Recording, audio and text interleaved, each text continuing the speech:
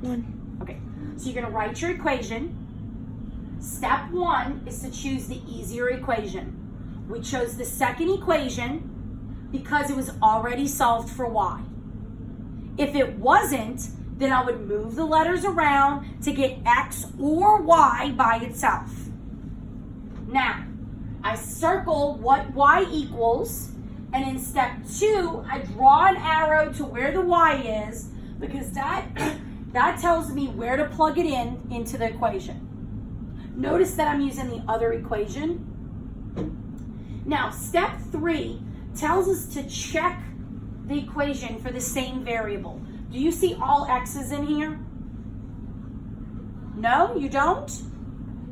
I don't see y's, do you? No, it's now all x's, which means I can solve it.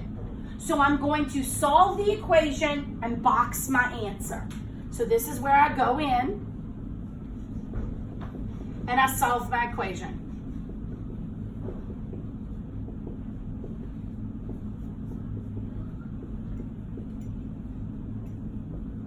And I box it in. Is this what I'm teaching you today? No, this is old. You should know how to do this. But I guarantee that this is gonna be why people can't solve these problems, because they don't know how to distribute and how to solve an equation. I'm not gonna sit back and slow down to do this 1,000 times. We learned this already. You need to practice it if you're still stuck on it. So now once I've got it and I've boxed in my answer, I realize that that is only the first coordinate in my answer. So I'm gonna take this and I'm gonna choose the easier other equation. And look, I put the one with the circle in it, and I'm gonna plug it in and solve for the other answer. So the one with the circle is this one. So this is step 4.